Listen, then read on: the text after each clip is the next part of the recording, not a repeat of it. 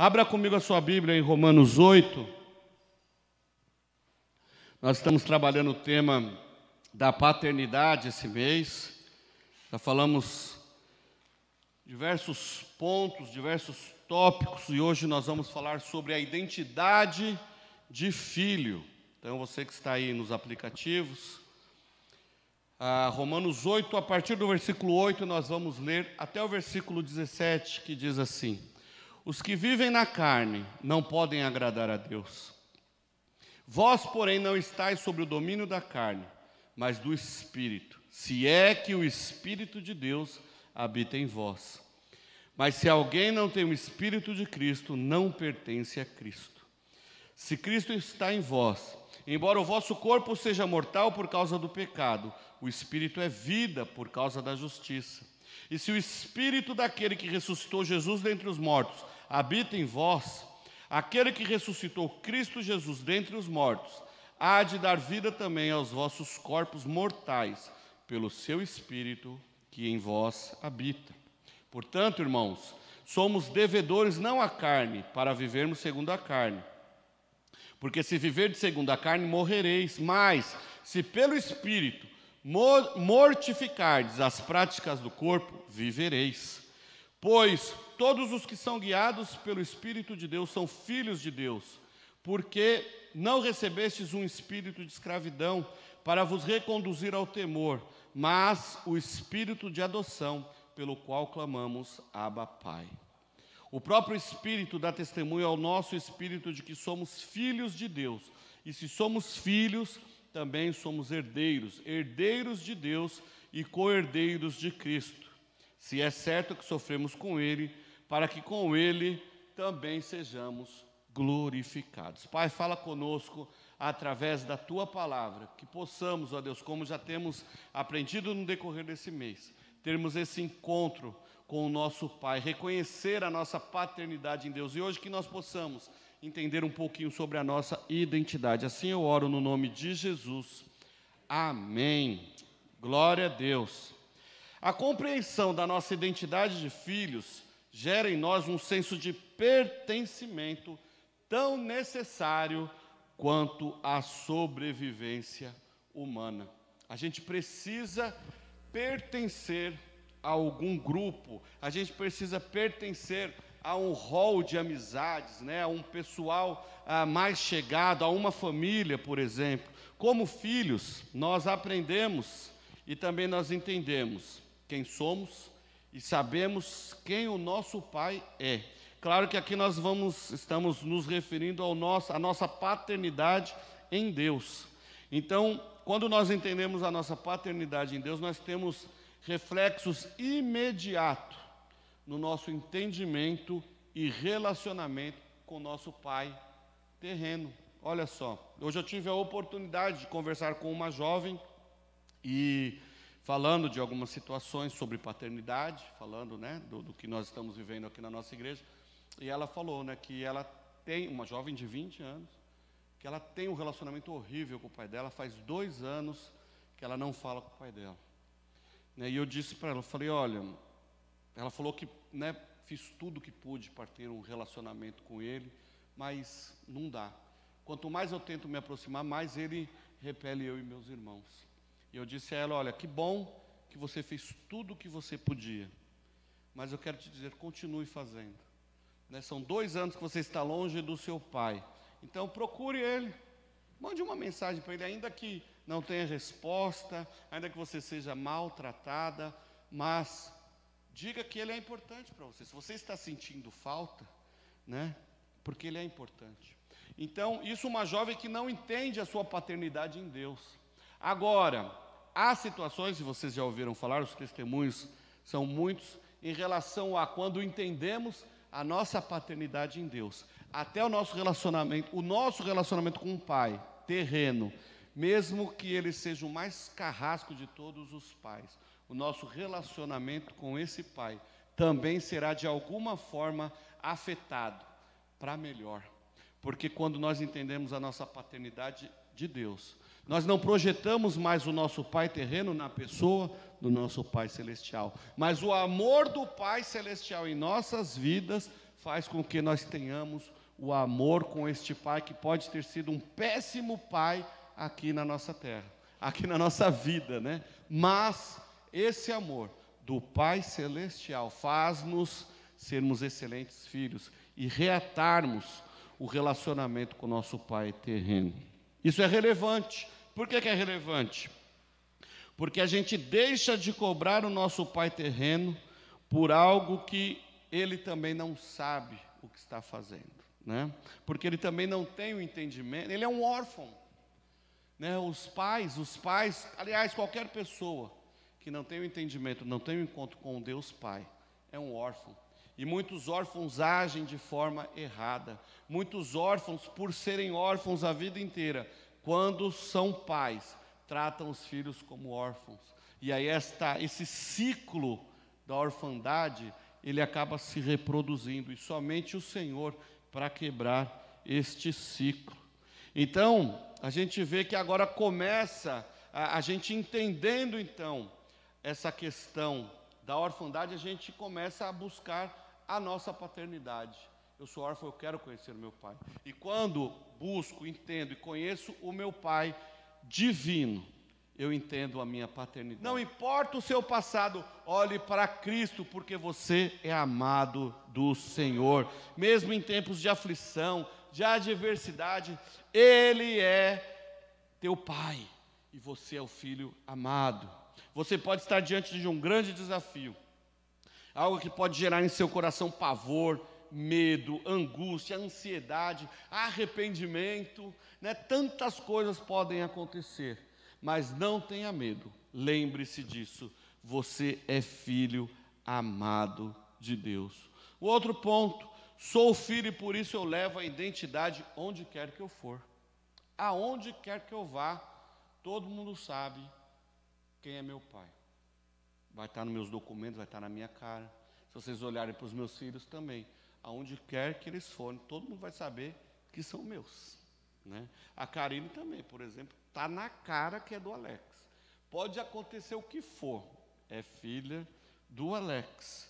Efésios 5:8 diz, né? No passado nós éramos trevas, agora nós somos luz. Assim andai como filhos da luz. Nós somos filhos da luz. Nós somos filhos de Deus, então nós temos que nos comportar como tais. Se nós andamos na luz, como Ele na luz está, nós temos comunhão com o Pai. Então nós somos luz aonde nós estamos. Amém?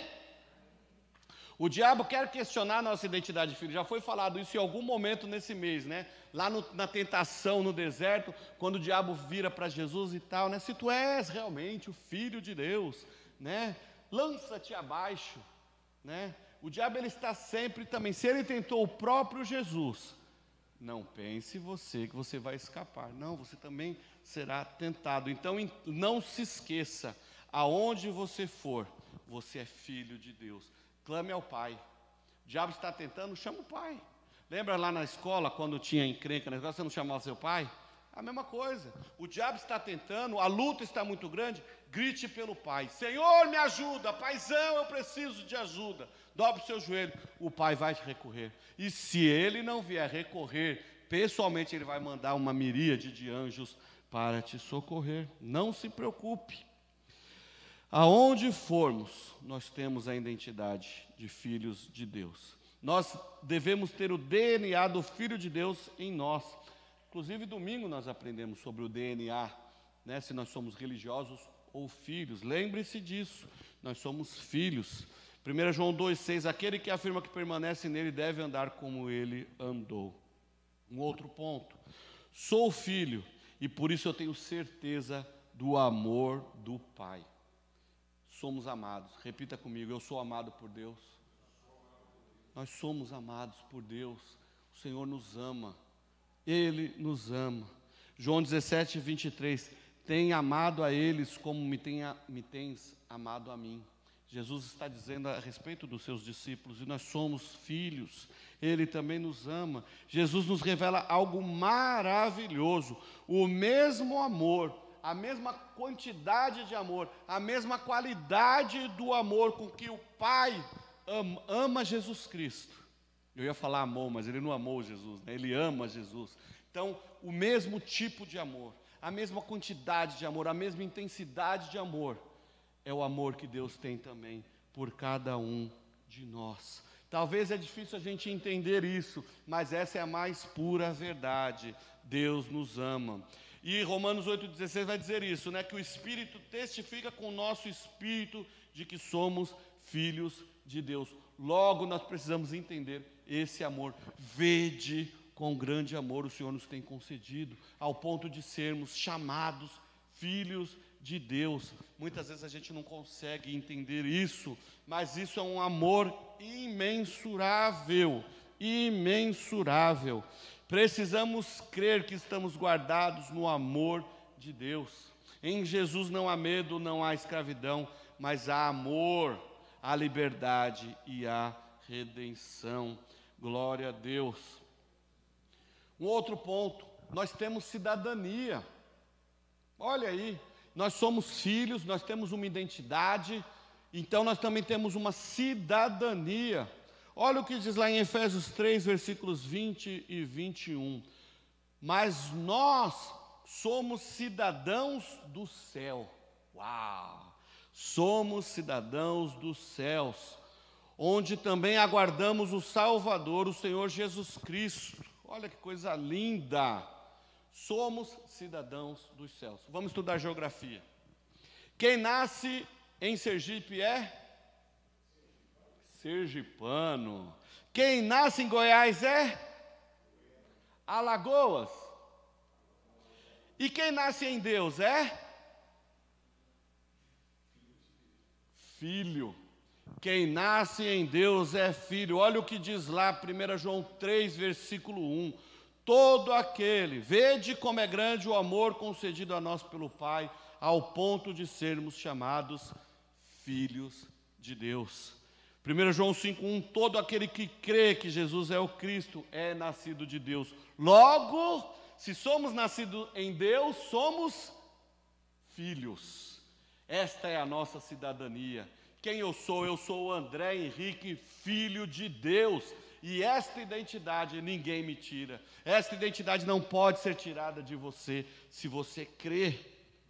Todo aquele que crê que Jesus é o Cristo é nascido de Deus. Então, todo ser humano é um cidadão e, por sua vez, tem o dever e o direito de exercer a sua cidadania. O que é a cidadania? Cidadania é o exercício dos direitos e deveres civis, políticos e sociais estabelecidos na Constituição de um país por parte dos seus respectivos cidadãos. Olha só o que o livro diz também. A cidadania pode ser definida como a condição do cidadão, indivíduo que vive de acordo com um conjunto de estatutos pertencentes a uma comunidade, olha só, politicamente e socialmente articulada. Cidadãos têm direitos e deveres, né? Os deveres dos cidadãos, votar, né? Agora nós estamos em época de eleição, é votar, cumprir leis, ser obediente às leis. Leis existem para que os cidadãos da sua cidade cumpram. Educar e proteger os seus semelhantes, proteger a natureza, proteger patrimônio público, se preocupar uns com os outros. Isso são os nossos deveres como cidadãos. Direitos do cidadão. Quais os direitos que nós temos? Nós temos direito à educação, direito à saúde, moradia, trabalho, aposentadoria. Nós temos também os nossos direitos. Olha que coisa linda, maravilhosa isso. O cidadão é livre para fazer o que quiser, desde que seja enquadrado na região onde ele nasceu, né? As leis, eu sou cidadão brasileiro, então as leis que eu devo respeitar são as leis brasileiras. Não tem como eu respeitar a lei de outro país dentro da minha legislação, não tem como. E claro, se eu for para outro lugar, eu tenho que respeitar e obedecer as regras de lá. Olha que coisa interessante. Agora, em Atos 22, aquele capítulo 22, lá para o versículo 22, 23, 24 e 25, está falando de uma cidadania diferente. Né? Aliás, eu acho que é a cidadania mais famosa da Bíblia. Ali é quando Paulo está preso em Roma, né? E ele está ali para ser chicoteado. E aí ele levanta a seguinte questão para o soldado que está o prendendo. Ué, como vocês podem chicotear eu, sendo um cidadão romano. Aí o soldado imediatamente para e vai no chefe, né? Olha, ele é um cidadão romano. O cidadão romano, assim como os cidadãos em qualquer lugar, tem também os seus privilégios. Nós vimos aqui os deveres, né, as obrigações, mas também os direitos. E é interessante que em Roma, na época dos dias ali de Paulo, dos dias de Jesus mesmo, ser romano era ser a nata da extrema nata da sociedade. Lembrem que Roma, naquela época, ela dominava o mundo, né? Então, assim, uma pessoa que tinha o direito o cidadão romano, ele estava acima de qualquer um. Ele estava acima dos outros. Tanto que, por exemplo, a crucificação, Jesus foi crucificado. A crucificação era o pior tipo de execução que poderia acontecer para alguém. O cidadão romano não podia morrer desta forma, a menos que ele fosse um traidor da pátria, mas via de regra a crucificação não podia, não era uma situação que um romano podia passar. Então os romanos, eles gozavam de alguns privilégios melhores do que os demais. Então imagine, Paulo lá no versículo 23 do capítulo 22 de Atos, ele fala, né, olha, eu não posso passar, por isso que eu sou cidadão romano. E o que o soldado disse para ele? Está lá no texto bíblico, no versículo 25. Como assim você é cidadão romano? Eu paguei muito caro por isso. Então quer dizer que o título de cidadão romano, também você podia comprar esse título. Mas era algo assim muito, mas muito caro para ter este privilégio. E Paulo o tinha de herança, herdado pelos pais, porque provavelmente seu pai era um cidadão romano, seus descendentes, seus avós eram cidadãos romanos, e ele era de Tarso, né? Então, que era até uma região ali, que depois foi indexada a Roma. Então ele também tinha o direito, por exemplo, que os outros não tinham, o direito de apelar para o imperador resolver as suas questões, a sua sentença. Então, tudo isso ele começou a desfrutar dos seus direitos. Com isso, o que eu quero dizer? Acabamos de ler que nós somos cidadãos dos céus. Cara, se para ser um cidadão romano precisava ser pago grandes somas em dinheiro para ter alguns privilégios, nós temos o maior privilégio de todos, de sermos cidadãos dos céus. Vocês conseguem entender isso? Vocês conseguem imaginar que a nossa cidadania é celestial, comprada por um preço imensurável, que foi o sangue de Jesus Cristo? E hoje nós podemos dizer que a minha pátria é o céu. Somos peregrinos aqui, nós somos passageiros nesta terra, mas o que nos aguarda é o céu, é a nossa morada celestial. A nossa identidade de filho, ela serve agora aqui para testemunhar de quem eu sou filho, para testemunhar Jesus na minha vida, mas ela me dá a entrada lá na minha pátria, lá onde eu vou gozar dos meus direitos, eu vou desfrutar da presença do Pai, da presença do Filho, nosso irmão mais velho, da presença do Espírito Santo, por toda a eternidade, junto com os santos de todas as épocas. Vede como é grande o amor concedido a nós pelo Pai, ao ponto de sermos chamados filhos de Deus. Queridos, somos cidadãos dos céus, a nossa morada é lá no céu. Quem nasce em Sergipe é sergipano, quem nasce em Alagoas é alagoano, mas quem nasce em Deus é filho, e nós somos filhos. Terceiro ponto, queridos, temos uma identidade. Todo aquele que crê que Jesus é o Cristo é nascido de Deus. Não importa o que digam, não importam as acusações, as zombações, a zoeira que fazem com os crentes, com os jovens hoje em dia, com os adolescentes, né, que são bombardeados de informações, bombardeados de coisas, né, bombardeados de situações, né, denegrindo a imagem do Filho de Deus, denegrindo a família a qual nós pertencemos, né? Todos bagunçam com tudo, zoam tudo, mas eles preferem, né, zombar, bagunçar com os filhos de Deus, com o povo da família de Deus. Ai desses aí, porque eles também vão prestar conta. Agora nós precisamos entender que nós somos nascidos em Deus. Nós somos regenerados, né? Então nós temos o DNA do Pai, nós temos uma identidade do Pai, nós devemos nos parecer com o Filho, né? Com Jesus Cristo. Nós temos como, nós temos a referência, nós temos a base, a gente tem como, né, ter este referencial. Então nós temos essa identidade, nada poderá mudar esta nossa condição. E eu quero partir para a conclusão dizendo que quem é filho, que entende que é filho, se resguarda em seu Pai e em seus propósitos. Quem é filho e entende que é filho, age como filho. Não age mais independentemente. Olha só, eu não sou independente. Eu tenho família, né? Eu tenho um pai, eu tenho casa, né? Então a gente precisa entender isso e nos resguardar nos propósitos do Senhor. A gente precisa agir como filho.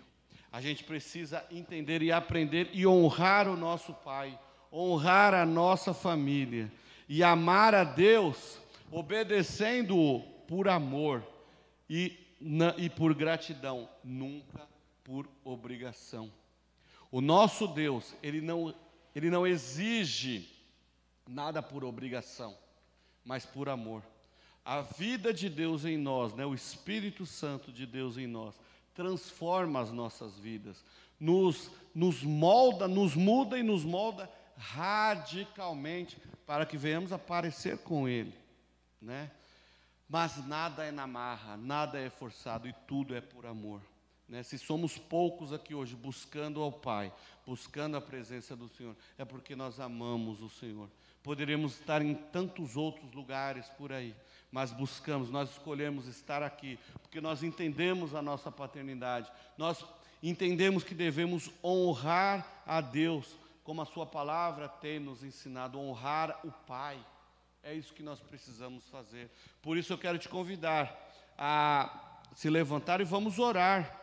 Eu quero que a gente possa entender a nossa paternidade e entendermos que nós somos filhos, nós temos identidade. E aonde quer que nós estejamos, Cristo é visto em nós.